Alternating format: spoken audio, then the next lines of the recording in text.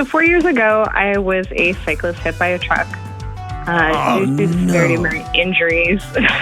Yeah. How can I rebuild my resilience when time and obligations keep beating me down? How honest can I be with you? Very. You're not going to like it, Chantel. What is going on? This is John with the Dr. John Delony Show. My favorite mental health and relationship and marriage and parenting podcast. I would hope it's not even my favorite. There's a couple others that are way better. But I'm so glad. Kelly's like, what are you talking about? This is my show. Hey, I'm so glad that you're with us. Here's the premise of the show. Real people going through real stuff in real time. And my promise is I will sit with you and I'll walk alongside you as we figure out what's the next right move. What's the next thing we're going to do here? And it could be around your mental health diagnostics. It could be around dealing with trauma, dealing with loss, dealing with marriage issues, with parenting, whatever's going on in your world. My promise is I'll tell you the truth and we'll walk alongside each other. If you want to be on this show, go to johndelony.com/ask, A-S-K, johndelony.com/ask. And man, I'd love to have you on the show. Write a message, write a what's going on in your life, and it goes to Jenna and Kelly, and then they will get you on the show. All right, let's go out to Edmonton, Canada, and talk to Elaine. What's up, Elaine? The sky. Well played, Elaine. Well played. I hope that felt good. What's up? So my husband recently had a psychotic break, ended up in a mental facility for a couple of weeks. He's now out. How do I help him work through some of the craziness of that time, and how do I and our kids deal with what happened? Yikes, it's scary. Tell me about it. What happened? Sorry. It's okay. Take a breath. You're all good. Did it happen in your home? Sort of. So hold on. I just want to acknowledge for everybody, if you've never been around this, if you've never seen somebody you care about have a psychotic break, or if you've never been with somebody, it's terrifying, right? It's like out of a movie. Scary, scary, scary stuff. And you see the person that you love and care about right in front of you, and they are gone. And it is scary, right? Yeah, like one of the nurses in the second hospital we went to, actually said, you just can't make this stuff up. Like, you just can't. Hey, do me a favor, Elaine. Talk directly into the phone for sorry. me, okay? That's okay. It's okay. Yeah, no, I have it away from my ear. Okay, yeah. Anyways, so there's been a lot of stressors over the last few years, but particularly in the last couple months. And so, like, I would say it was brought on by lack of sleep. You talk about how important sleep is. I cannot stress that enough. In the end, he was sleeping maybe between 1.5 to 3 hours a night, living on caffeine and energy drinks. Ooh. Not a good thing. Yeah, that's a tough. That's tough for your body to handle. Yeah, and so give a little bit of history. He'd lost his job due to COVID at the end of 21. Got another job in 22. Ended up getting laid off from that one in January of 23, and had just started a new job in March. And it was a good job, but very, very stressful. Right. He enjoyed it, but like I say, there was a lot of stress around it. And that was just one of multiple things. And Canada's been particularly difficult over the last few years, right? Yeah, we won't even go there. Well, here's like some psychotic breaks are brought on by like a schizophrenic diagnostic, right? It's not the diagnosis that does it, but you have a schizophrenic mind, or you've got some alterations in your neurochemistry in your brain, right? Other psychotic breaks are brought on by you don't sleep for 2 months and you live off, adenosine antagonists. You live off caffeine, and it makes you, it alters the reality of your brain, right? And one day you wake up and an ugly way of saying is that you snapped, right? And your body checks out. It loses touch with reality over time. And so there's a long spectrum in between that. But what's important is also there's a context. There's an ecosystem where this is all taking place. And we often forget that, right? It's like the couple who calls, or the mom who calls and says, my marriage is falling apart. And then they tell me they have 4 kids under the age of 7. Well, it's like, well, it's not your marriage is falling apart. Your house is insane. And so being in Canada over the last 3 years has been really, really hard. And if you are listening to this going, what? I don't know anything about that. Just go back and check it out. There's been all this government clash. If you think California is bad, what Canada's had to endure has been madness. And you put that on top of a bunch of job loss, on top of. And now you got a recipe, right? For... Yeah, you lose your husband. So when he went to the psych ward, staying at a ward for 2 weeks tells me there was some pretty significant things going on. That wasn't just a 3-day, get some sleep and get some food in you and let's get you a treatment plan at home. What was going on? Well, going into that, I would say I noticed things going off the rails for him the last week before. But of course, we've never been through this before. We've been married almost 36 years, so it's not like, I didn't know him or anything. And so, the last week things started getting very odd, very weird. And then he went on the weekend, things started really going off the rails. He kind of lost it on me, which in a way that isn't normal for him whatsoever. But when he got to the hospital, did they give him a diagnosis of anything? Well, no. See, he left work early on the Monday, and then he was talking to me on the phone, and then he kind of went off the grid. We had no idea where he was. Okay. Eventually, he was climbing on a ledge and stuff in a car wash, and so they called 911 and the cops, and he had no ID on him. He got to the hospital, and I'm looking all over for him. I thought I knew where he'd gone, but he hadn't got there, out to this remote place where he wanted just some time alone. And so he was in the hospital for about 2 hours, I think, before I got a call. And then when I got there, he had been sedated. And when he came to, he was mostly himself, like not 100%, obviously. The doctor came in, talked to him for a bit. Originally, they said they were going to have a psych eval done, and then he released him to me because he was doing so well. The moment he said they were going to release him, he started going off a little bit. But we went home, and, knowing that sleep is an issue, he went to sleep. And then, this sounds really odd, but he'd been walking around in the field for like 3 hours before that. And so just as he went to sleep, discovered some ticks. And so, like the insect ticks.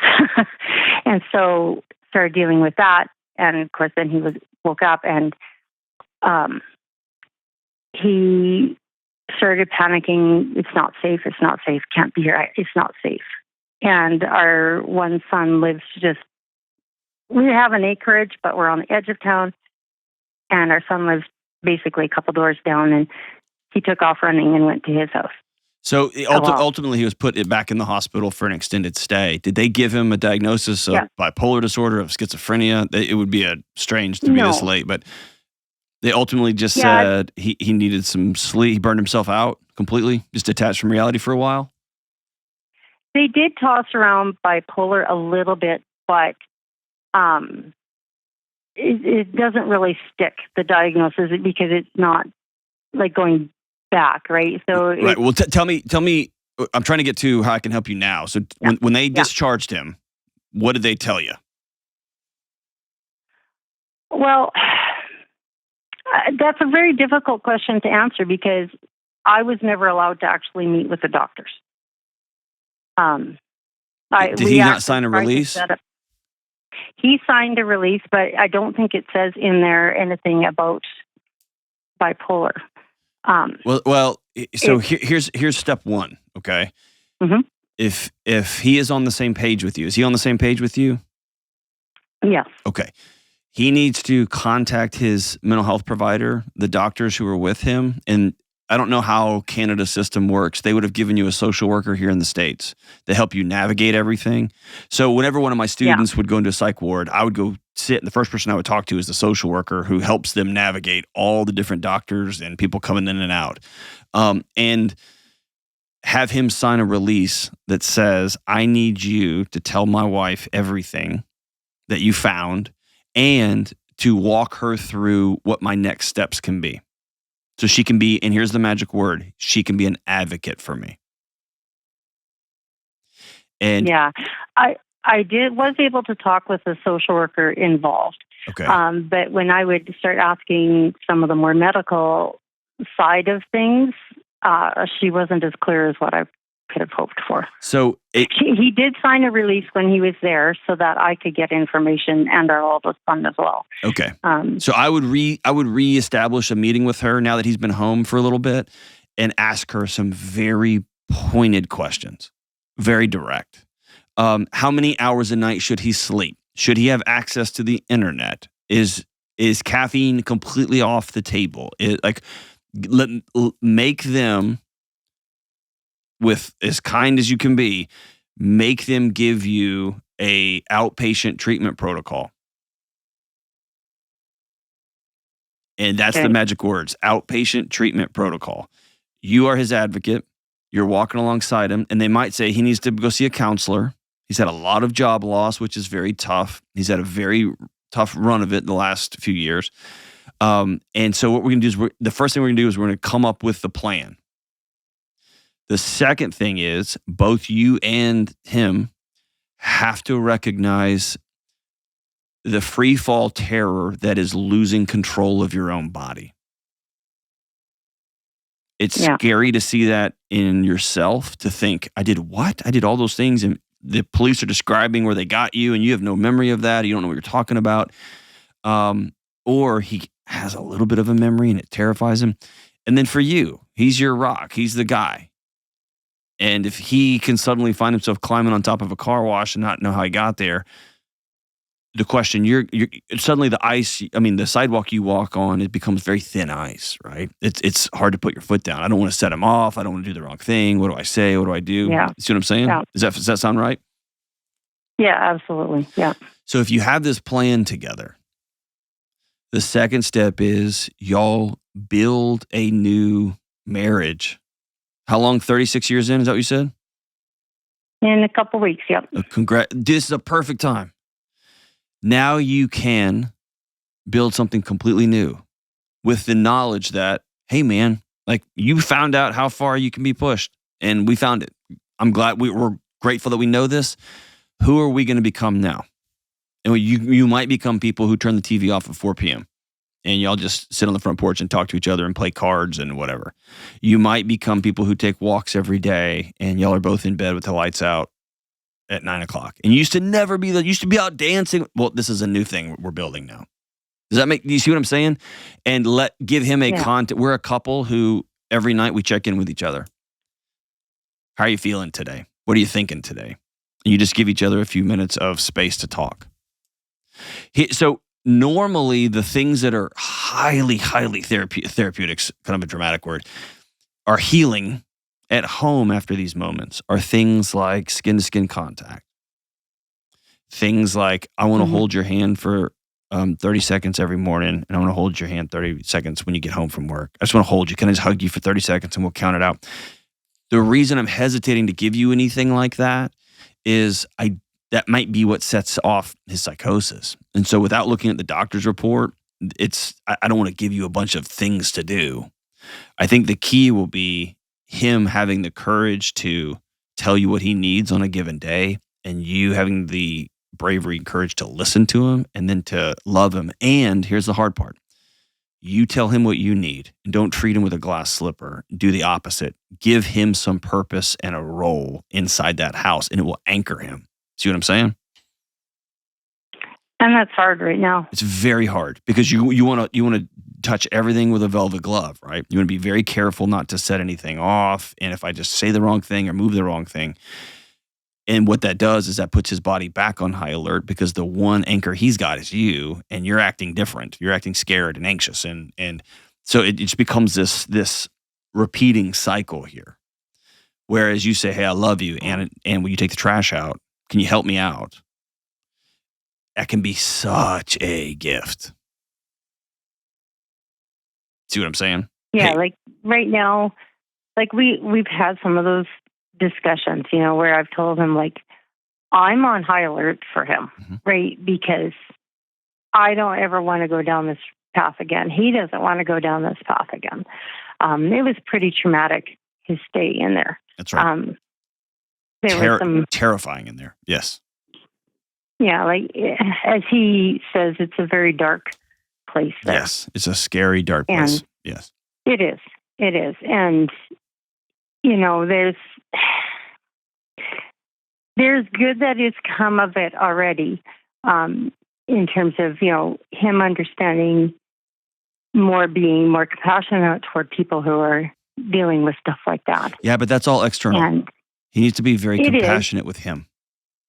Yeah, and I think he's finally getting there to where he is being more open with himself. And I've listened to your show for quite a while, and you talk about, asking your spouse, what do you need from me? Mm-hmm. And I have asked that over and over, and he often says, I don't know. And I've noticed he's starting to be able to say those things. Excellent. This is what I need right now. And so let me say this, and this is for you and for everybody, and that's awesome. And you kept, and here's the important thing. You kept showing up, and you kept showing up, and you kept showing up. Most people will say, what do you need today? I don't know, man, I don't know. Hey, how can I love you today? I don't know. And then they never ask again. And that's not you. You kept showing up, you kept showing up, you kept showing up. And eventually, when he realized, oh, I need a lot, you were there because you'd laid like a brick road that he could walk on.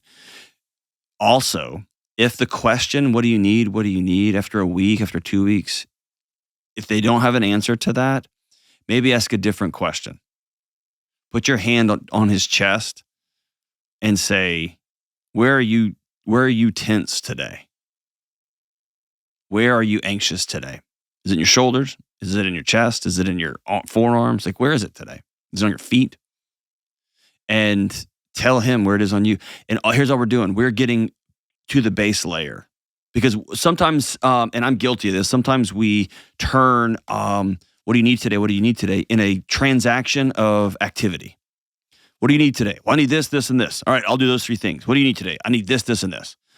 All that is great, but that's not the base layer. That sits on top of, I see you, and I'm with you, and I'm here for you.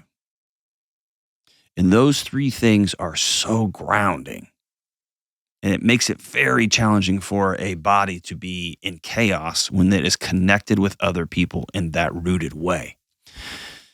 Whew. And so it may be, what do you need today? What do you need today? What do you need today?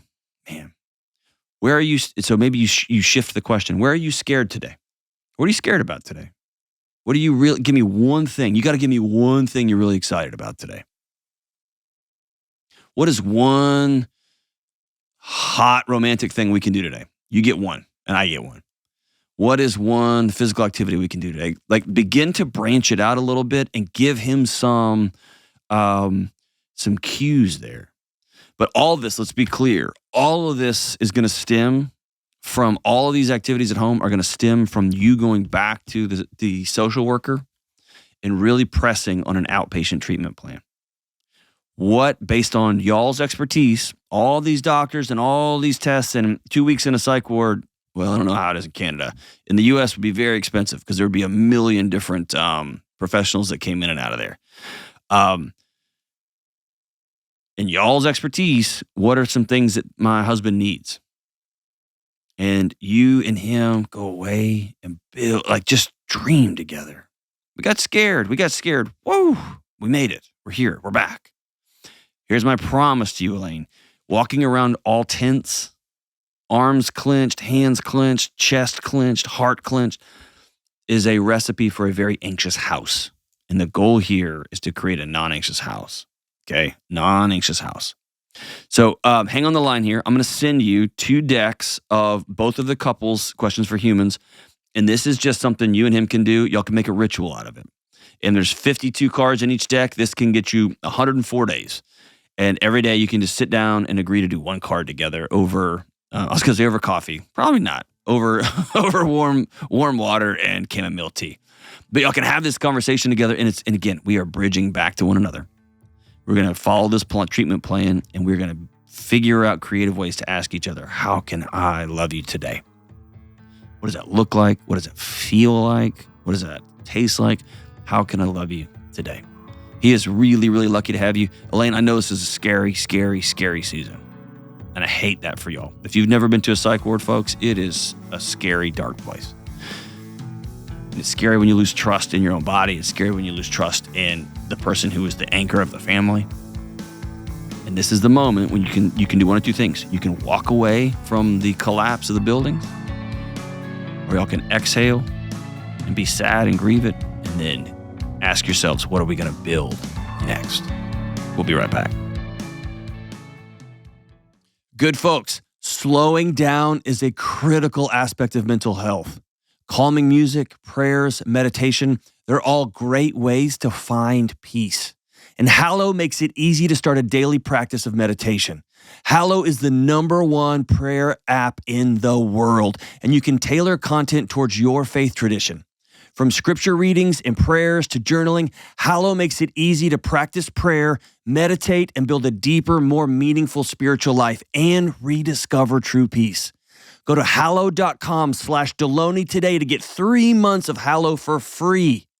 Hallow.com/Delony. All right, we're back. Let's go to Eric in Winchester. What's up, Eric? How you doing, Dr. John? Partying, E-Money. What are you up to? Oh, not much. Just taking my break at work. There you go. What's up, man? How can I help? I just want to say before we start, I want to say thank you because over the last few months, you've really been a big factor in my personal development, and I appreciate you taking my call today. Well, I'm grateful for you listening, man, and never forget, I'm just a clown on a podcast or on YouTube, man. You're the one actually having to make hard choices every day, so props to you, brother. It's awesome. So what's happening? I got one that's pretty big today, and it's something I've kind of been stuck on, but I really need some advice. All right, hey, do me a favor. Talk directly into your phone, okay? Can you hear me now, sir? Perfect. That's awesome. Fantastic. So over the course of my life, my father has not been the best husband to my mother. He's constantly, been, I'd say, disrespectful towards her, and he's always had extramarital things going on. And it's kind of, as I've gotten older and I've had a son, there are things that he's done that I've vowed to never do, and they've kind of become part of a moral code for me, like cheating, lying. Those are 2 really big things for me that are absolute no-goes. So my question is today is that I'm at a crossroads where I'm trying to figure out if I should remove my father from my life because of the way he treats my mother, or if I should stay out of our marriage problems. I think there's a third option. I think that if you weaponize your son as a way to intervene in their marriage, that's a no-go. Okay. That's a way to get your kid burned. That's just a way to get your mom in more mess. If you choose to only have men of character in your son's life, then you can look at your dad and he has opted out of your son's life because of the way he's chosen to live. And so that's a different proposition. This would be a very difficult conversation to have, but if you sat down and looked across the table and said, Dad, and by the way, I would use very specific language, not, you've had some extramarital thing. You've cheated on my mom. And I will never know what was going on behind closed doors. I don't know how she treated you behind closed. I don't know any of that stuff. I know you cheated on my mom over and over and over again. I know you don't tell the truth all the time. And I'm committed to having only men in my son's life who are men of character. And now the choice is on you. You could have that conversation with your old man. It would be a powerful conversation. It probably will not go well. But man, it would be one where you would walk real tall. And if you did, especially if you did it in a respectful, dignified way, not on the back end of a fight, like, oh, y'all are 4 Bush tall boys into a fight, and you're like, oh, I tell you, don't do it like that. But if you went down and had a man-to-man conversation, it could be pretty incredible. But if you say you can't see my grandson until you treat my mom right, then you're using your son as a pawn, and now it's just going to make a mess. Yeah, I completely understand. I decided to call in to ask you for your opinion because I had consulted with other men that I consider of integrity and high value, and it was kind of a split decision. One of the men that I had consulted with, they suggested to not get involved in marriage problems that are, that I'm not a part of the marriage. And then another individual that I consulted with, he had said that if you've made a commitment to only allowing certain types of people in your life, whether they're your parent or not, does not justify or excuse their behavior. And that's where it's been really conflicting with me, because with my friends or cousins or whoever, if you cheat on your spouse or your girlfriend or boyfriend, whoever it may be, there is something inside me that says, well, if you're not going to tell them, I am. And if I lose the relationship with you because of it, then I'm okay with that. And my dad's kind of been the exception for so long because he's my dad. And it does not feel right anymore. It's never felt right, but it just feels like our relationship is broken and wounded because of these decisions. And he's actually taken me with him when I was younger, when he was cheating on my mother before. And so that was honestly... Go ahead. That was honestly the hardest thing to unpack. And actually, your show actually helped me unpack that, because for a long time, it was really hard to accept that he had did that. And then 2 days later, I had to go see my mom. And basically, I felt compelled at 13 to lie to her, that, basically cover up for him, Yeah, I'm nervous about you channeling that inner pain. What your dad did to you sucks, man. What your dad did to you is immoral and it's wrong. And like you said, a grown-up put a 13-year-old in a very precarious position. And now, how old are you? I'm 28, sir. You're 28, man. You're still beating up that 13-year-old for not having more courage. You gotta lay off that 13-year-old, man. That was tough. That was madness.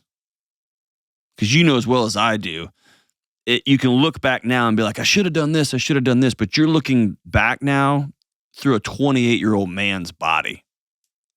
That 13-year-old would have got his head knocked off. Or if he didn't, mom might have. And so you gotta let that 13-year-old off the hook, because what's happening is you're turning into Batman. You're turning into a vigilante. And you are playing God over other people's relationships. My rule of thumb is, if I've got somebody in my life that has an ongoing affair with somebody, I am choosing to not be around them. If somebody opts me into this conversation, let's say I'll make up something. A close buddy of mine, let's say he's cheating on somebody for a long, long time. Like he's got a year affair going on with somebody at work. And his wife calls me and said, I think something's going on. I know you love my husband. I know y'all are close, but I feel like something's wrong. Something's going off the rails. What I would do is I would call my buddy and say, your wife has brought me into this. and she's somebody I care for and be willing to lay down my life for as well, because she's in our gang, you got 48 hours, because I'm not going to lie to your wife. But if she doesn't bring me into that, I'm not going to go around nuking things because I have this inner 13-year-old that is so pissed at himself for not defending his mom over 15 years ago. Uh-huh. But I am going to opt out of a relationship with that person. I'm not going to hang out with that guy because I don't hang out with guys like that. Yeah. And you see how in my voice, how simple it is. Uh-huh. You know what I mean? It's just an opt out. And if one of my buddies screwed up and had a one night stand or found himself like head over heels for somebody for a month at work, I would sit with him, man. I'm not going to abandon you in that. But also, if somebody's having an affair for over a year, they would know. They know me, right? They're my friend. They know what my opinion's going to be on that. They know I'm not going to mince words about that. And so that's number one. Number two is, this is hard for what I'm about to say, okay? But your mom didn't invite you into this. If your mom had called you and said, I need help, your dad's out of control, that's one thing. But you are deciding, I'm going to out-adult my mom. And she has had her reasons over the years for staying with a guy that cheats on her all the time. She's had her reasons for staying with a scumbag for all these years. Do you know what those reasons are? She tells me it's because she loves him and they've been together for so long that she can't see herself being with anybody else. I hate what I'm about to tell you. But she gets to make that choice. She's an adult. That's what one of the individual that I talked to about staying out of it, that's what he said. She's a grown-up. Your choice is, as another grown-up, what are me and my house going to do? Who are we going to be? And that's a harder conversation. It's actually easier in a way to throw grenades because the explosion is over there. It's somewhere else. And you can feel very self-righteous in doing so because there's harm being done. But if someone doesn't invite you in, someone doesn't look at you and say, help, then it's kind of, it's madness. And then you got to deal with your own home. And that hurts, man. It's a bummer. Yeah, my mom's, she's coming to me often, asking me things, asking me what I should do or asking me for advice, but she did not open this particular door. I opened it. Right. And and now that we're talking about it, as much as I want, I feel like you were right. I feel like I was weaponizing the relationship with my dad and my son because I feel like that's something he would do. And I think you see how it happened. You see how it happens without us realizing it. Yeah, your old man weaponized you against your mom when he was out carousing. And yeah, that's for sure. In a very similar context, you have taken your son and put him right in the same line. It's just a different line. And your dad, I promise you, has some moral reason. He has convinced himself, however delusional and deranged it is, he's convinced himself, well, she never does this and she's always doing this. And so I work hard. I need a little fun on the side every once in a while. He's got a reason. And then strangely and weirdly, and this is how family trauma just rolls downhill without us even realizing it. Yeah, and that's what I'm trying to stop. I've already committed that. I've forgiven my dad for what he's done. Like, I don't beat him up over it. I don't bring it up. I don't ask him for an apology. Because the thing is like, I've heard, things they said, like, there's nothing that can really be done about the past. Like, an apology is not going to help. And an apology would go a long way. If your old man called you and said, I was wrong, I'm sorry. That'd be huge. And he meant it. Like, make no mistake. That would be therapeutic in a way that would be hard to describe. But I want you to pay very close attention to the world you've created. Can I be super direct with you? Is that cool? Yeah. So you have, in protecting the tiny cocoon that is your wife, and you have one kid or two kids? How many kids you got? Well, I'm not married, but okay. I have one son. He's He's 4 years old. Okay, so you got you and your son. It's you against the world, right? And you've decided, I am not going to be a guy that cheats. I'm not. I'm not going to be a guy that lies. I'm not. But I am going to tell, anytime I see it anywhere around me, I'm going to pick up the phone. I'm going to pick up my social media. I'm going to tell their spouse. I'm going to tell their girlfriend. I'm going to tell everybody. And in a weird way, you've repeated your dad's insistence on blowing up families. You've just decided to do it to other people instead of your own. But the impulse is the exact same.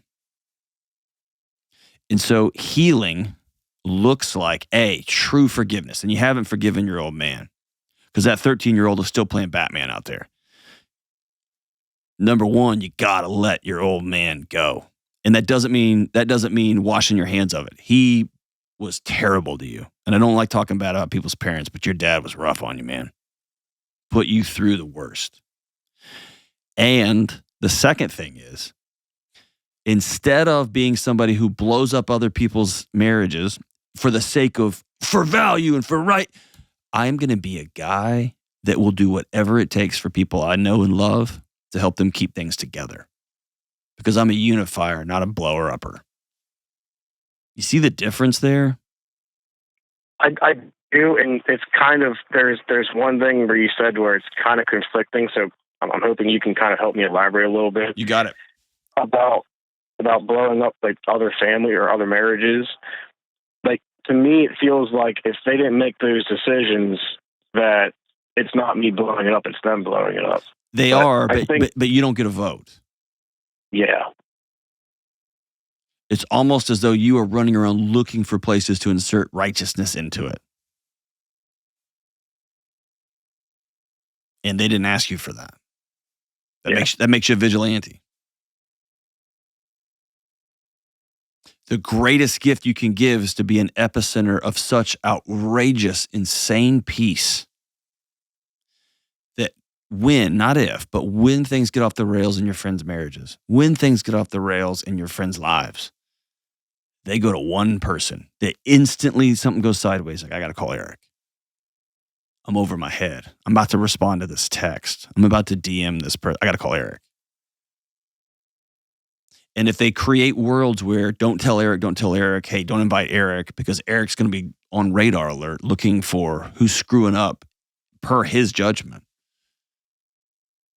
That's not the influence. That's the influence your old man has. But an influence of, now everybody knows where Eric stands. And everybody knows that Eric loves his son like we've never seen a father love a son, ever. That guy's always hugging that kid. That guy's always kissing that kid. That guy's always looking him in the eyes and saying, thank God Almighty that I get to be your dad. Never seen anything like it. And then when their marriages get in trouble, they holler at you. You see the difference, man? Yeah. It's a total shift. It's a total shift. So I have a question about that, like, because through this conversation, it's kind of felt like it feels like a big, suitcase of anger has been taken off my shoulders. But at the same time, it's like, I just really want to treat my mom a lot better, and I'm just not sure how to do it, like if it's even my place to do it. So now you're talking. So you're a kind of guy that honors his mom beyond what even makes sense. You're not a guy that tries to fix her marriage because she's a grown woman. She can do whatever she wants. But you're a son. Do y'all live in the same town? I'm sorry? Do y'all live in the same town? Yes. Okay. You are a son. This is an identity. I'm a son who takes my mom on a breakfast date with me and her grandson once a week. We never miss. I'm a guy who once a week on Friday evenings, me and my 4-year-old son, we make a card out of construction paper and glue and whatever, wood, nails. And we make grandma one present a week. 52 weeks, 52 presents a year. And now you're not your identity isn't, I'm a guy that makes sure every marriage is perfect, even though you got a kid and you're not married, right? I'm going to make sure that's not my identity. My identity is I'm going to honor my mom to the point where she has to look in the mirror and say, oh my goodness, this is what love looks like. I am worth more than this. And that's what you can control. The relationship from your side to your mom. You can control your identity. You see the difference there, man? Yeah, I definitely do. It's my mom and I. We've had a rocky relationship, especially when I was a teenager. And, of course, classic guys. When you're 18, 19, you think you know everything. Yes. And you get older. Honestly, the best thing for her and I ever was when I moved out of state, and then I moved back a few years later. Her and I, we grew a lot closer every time. There's a great, I think it's a Mark Twain quote, which is, when I was 14, my dad was the stupidest man on the planet. I'm butchering the quote, but when I was 14, my dad was the dumbest man on the planet. And then when I came back home at the age of 21, I was stunned at how much my dad had learned in 7 years. Right? Mm-hmm. You got some sense and got some wisdom. And I got some bad news for you. The bad news is, as knuckleheaded as you were at 18 and 19, and when you're 28 and you can see that with such wisdom and clarity, my promise is that doubles when you're 38 looking back at 28-year-old self. The things you think are right and perfect, and this is the way, at 28, I promise when you turn 40, you're like, ooh, man, I was way off. Way off. And I want to take what you mentioned, that suitcase of anger. When you are at a party and you are hyper-vigilantly, is that a way to say that? Scanning the room to make sure everybody's doing right. You know who that pains and hurts? You. It's exhausting. All the energy you spent trying to fix your parents' marriage that they didn't ask you to fix, all the energy you spent being pissed off at your dad for all these years, that just weighs down you. It doesn't change their behavior, doesn't fix their marriage. It just weighs down you. And you got a 4-year-old little boy that's looking up at you at all times, absorbing you. And his one question is, why is dad so angry all the time? Why is dad so angry? It must be me. I'm going to try to fix it. I need him to see me. Because if he can just see me, he won't be so angry. And that's how this thing goes in a cycle, and a cycle, and a cycle, and a cycle. And I have no doubt in my mind, Eric, you're going to be the guy that breaks that cycle for your family. You're going to break it. Stops with me, which means I don't carry anger anymore, except for 1 or 2 or 3 very big hills that I'm going to die on. I'll die on those every time. No question about it. But when it comes to the guy who was just driving down the road when I was getting here this morning with a ponytail, and he's got license plates that are vanity plates that said Hollywood, and he cut me off, my first impulse was just start laughing. A few years ago, my first impulse would have been, I'm going to smash the back of your car and create a huge pileup. I'll show you. And of course, I was just talking crap, and I wouldn't do any of those things. And by the time I got to work, I would be real close to a stroke / heart attack / diarrhea. All 3 of them. My body would just be like, we're just going to shut everything down. So all I have to say is this. Stop torturing my friend Eric. My friend Eric is an amazing guy. He's done some amazing things, and he's making some extraordinary changes. Stop carrying the anger. Stop carrying the anger. Be very intentional. I want you to write down your new identities. I'm a guy who is about keeping marriages together, not making sure that they're all right. I'm a guy who will honor his mom. I'm a guy who will create a peaceful, non-anxious home for my son. Now you're talking family tree changing ways of being. Hang on the line. I'm going to send you a copy of Own Your Past, Change Your Future. I want you to read that, brother. And that will walk you through all that crap you've been through and then give you a path out, my man. Thank you so much for the call. We'll be right back. This show is sponsored by BetterHelp. Folks, take a minute to think about how much time you spend on yourself. It's easy to get caught up in what people need from you and want from you and never think about what you need. And then you end up too stretched out, burned out, all of the madness of our current world resting on your shoulders. Look, sometimes I put my head down to work and then realize I haven't had a meaningful conversation with my wife and kids all day. I get focused on what I'm doing and I'm running and running and running, and I don't know how to come back. And therapy is a great way to learn new skills that make you the best version of yourself. They help you set boundaries and still have energy left to help others without leaving yourself behind. So if you're thinking of starting therapy, give BetterHelp a try. It's totally online to fit into your schedule. You just fill out a brief questionnaire to get matched with a licensed therapist, and you can switch therapists at any time for no additional charge. So find more balance, find wellness with BetterHelp. Visit BetterHelp.com/Delony today to get 10% off your first month. That's BetterHelp, HELP.com/Delony. All right, we're back. Let's go back to Canada and talk to Chantel with a pretty face. What's up, Chantel? Hi, how are you? Partying. What are you up to? Not partying. I'm not either. I just lied to you. I just straight lied to you on my show. Sorry, I'm not. I'm just at work. Let's figure it out, dude. What's up? So 4 years ago, I was a cyclist hit by a truck. Due to the severity of my injuries. Yeah. Yikes. The process to heal, both legal and medically, are still ongoing. So for 4 very long years. Good grief. The length of time passing is just like picking an old wound over and over and over again when I just want to heal and get past it. How can I rebuild my resilience when time and obligations keep beating me down? Oof. How honest can I be with you? Very. You're not going to like it, Chantel. Can we still be friends? I'm used to tough realities. Do what? I'm very used to tough realities. Okay. The moment you decide, I'm going to stop trying to get past all of this and instead shift your body energy and your focus to, I'm going to metabolize this as this is my life. This is a part of my one tiny little precious life. Then resilience can begin to do its work and grow roots in you.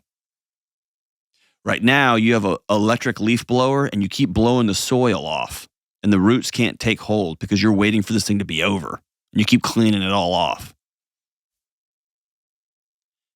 You've been through hell. What are some of your injuries involved in this wreck? Double, like 2 types of brain bleed, double pneumothorax, broken ribs. I almost lost my left leg and I had to relearn how to walk. I have an ostomy. I had to have bladder surgery. I probably will never be able to get pregnant. Pretty awful. And how has the medical system navigating that mess in Canada been? Amazing. Like I have excellent healthcare and excellent support. And even though, COVID forced some surgeries to take a long time to get around to me because I was no longer emergent after, you're patched up enough to be alive. I've gotten surgeries that have increased my quality of life, which I'm thankful for. Wonderful. What about the legal mess? Oh, God. The legal mess is a mess. Up here in Canada, we have a process known as the catastrophic process when you have injuries as severe as mine. And it's just long. It's going to take a long time to settle because they're looking forward in my life and the quality of my life, 10, 20 years from now and what these injuries mean since they're so life-altering. Mm-hmm. So that's still ongoing. Okay. What have you done in the last 4 years to begin to reimagine and live your life? I haven't been able to. Okay. I've been in it. Like it's been 4 long years of 5 or 6 appointments a week, legal or medical, multiple surgeries. We're talking 7 to 8 surgeries. Who's paying your bills? Well, here in Canada, like our medical is covered, thank God. And what about your rent? Work. Oh, you're back at work. Okay. Yeah. I went back to work. Yeah. Okay. Good for you. Yeah. So resilience is not something you can think your way to. Resilience is a scratching and clawing 1 centimeter at a time, 1 inch at a time.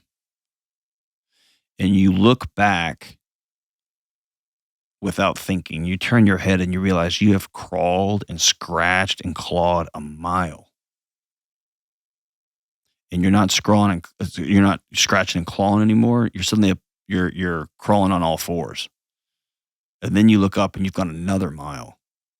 And you've got calluses on your hands and on your feet and on your knees. And then you put 1 foot down and you stand up.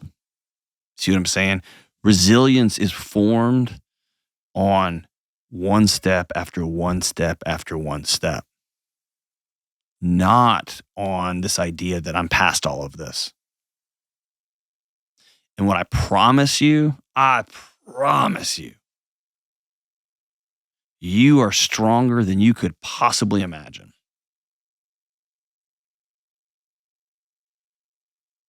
Chantel, you got hit by a truck. And you and I are still talking. Yeah. I'm lucky to be here. And I acknowledge that and I accept it. Hold on. But hold on. You're lucky to be here. Yes. Period. Move that over to the side. You are a gangster. You're a badass. You're still here. You're not giving Chantel the credit Chantel deserves. I feel like I've mentally accepted that, though. Like, that was then, and this is 4 years later, and I want more. There you go. More than just to have lit. Tell me, what do you want?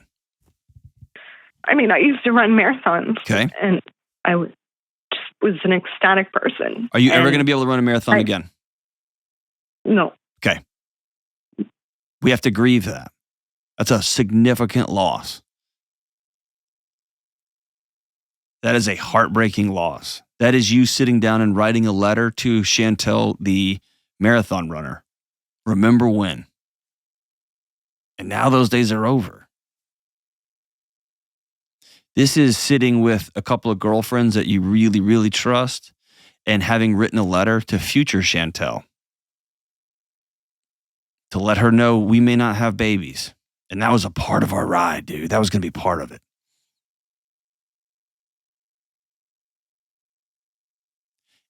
It's sitting in that ugly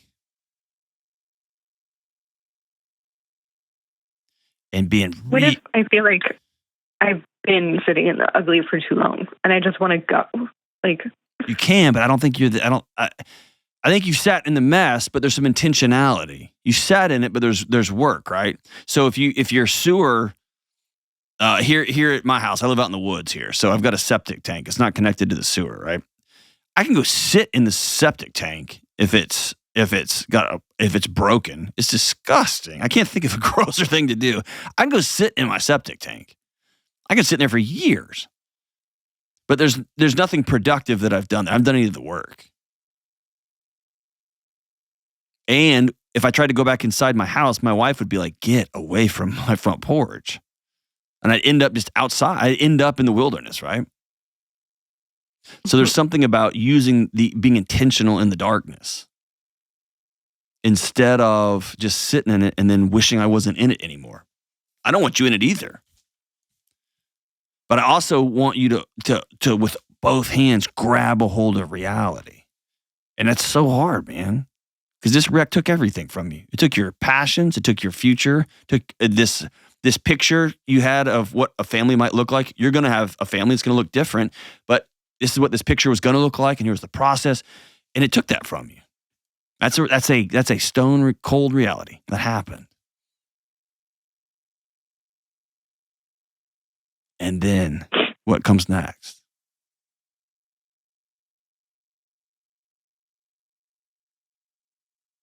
So you can't run marathons. What's next? I don't know. I'm trying to figure that out. No, you got to say it. You've thought of something. You've looked it up on the internet during one of your dark nights of the soul. What is it? I haven't. Maybe I'm just too stuck on what was.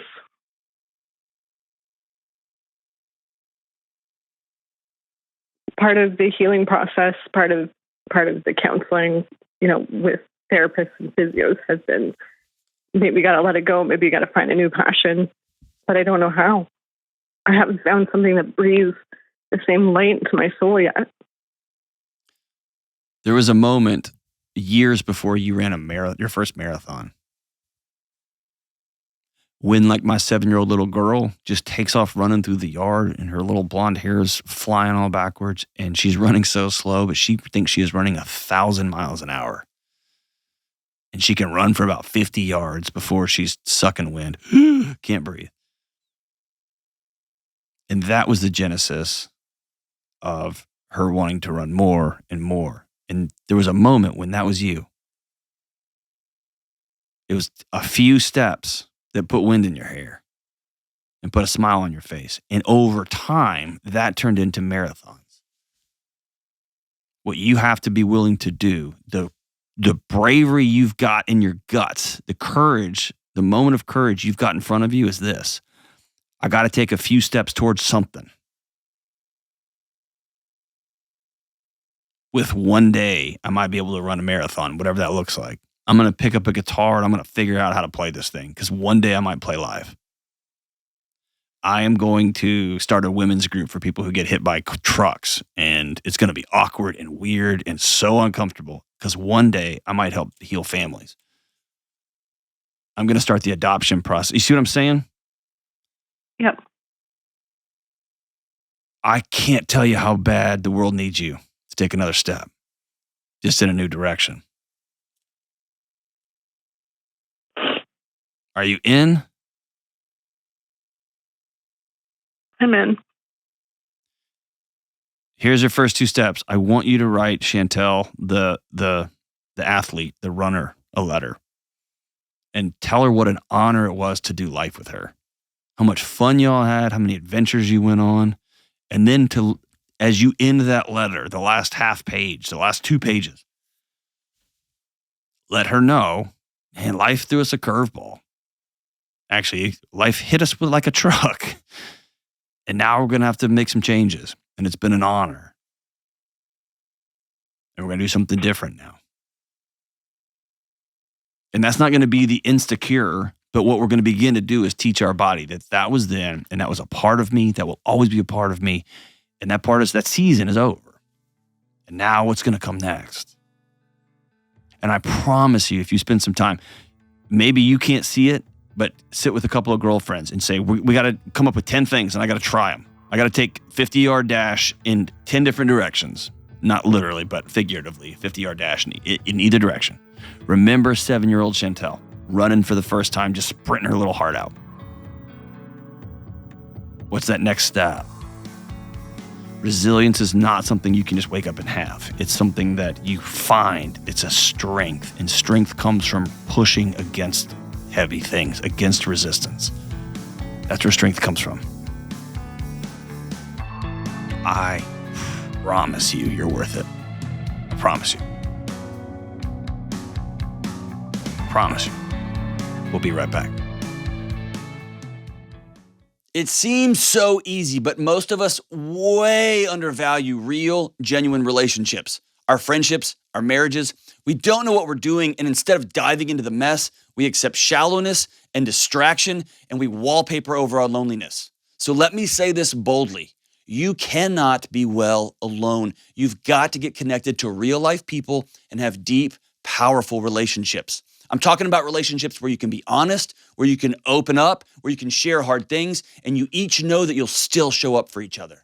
And in my new book, Own Your Past, Change Your Future, we'll walk through a not-so-complicated approach to relationships, mental health, and wellness, and getting connected is a key part of that.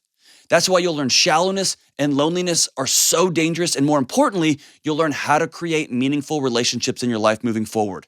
There is no good app to help adults find friendships, but this book can help. Go to johndelony.com to take the next step towards wellness. That's Own Your Past, Change Your Future at johndelony.com. All right, as we wrap up today's show, we are starting a new way that we're going to end the show for a minute, for a little bit. And I'm going to call it the opinion of the day, not the song of the day, John's opinion of the day. All right, Kelly, you were just telling me Google searches are at an all-time high for what? Where do I make friends and how do I make friends? They're seeing just astronomical jumps in Google searches for those two things. How do I make friends? And where do I make friends? Where do I make friends? John Delony's opinion of the day. Stop Googling that question and just go. Go. Just ask 3 weirdos from work over to your house and don't clean up. Don't clean up. Tell them just bring whatever you think. Well, Kelly says needs to clean up because let's be honest. But like, I'm just saying, it's weird. I'm like an OCD neat freak, so don't even. I know, except when you're getting tattoos and you are not OCD about those. But listen, go make friends. Go find some people at work. Find some people at in your softball league. And if you don't have one of those, join it. You know you got some bro downs at the gym. Y'all go hang out. It's like, hey, y'all want to go drink protein shakes together and just like rub protein powder in our hair? I don't know what you're going to do. Go to church. Go find whatever it is. Stop Googling these freaking questions. Go be weird. Go first. Go first. You are not going to find making friend life change on Google. The 4 steps to making friends. Just go. It's going to be awkward. You're going to get rejected. You're going to get denied. It's going to suck. You're going to feel like a loser and go again and go again and go again. And my promise to you is if you will go out and be fully all you, just your weird little self, you'll end up with 2 or 3 people or 4 people who are all in. Until one of them votes weird, and then y'all can make fun of them. And then you are all friends again. And then one of them will get married. Somebody will have their 9th kid. Whatever happens, and they may fade away. That's part of life. Stop Googling this question. Just go. Just go. You know you got to just go. Just go. Listen, you are worth having friends, and you're worth being friends with. I love you guys. This is I was going to say, I forgot the name of the show. Peace out, y'all. Stay in school. Don't do drugs.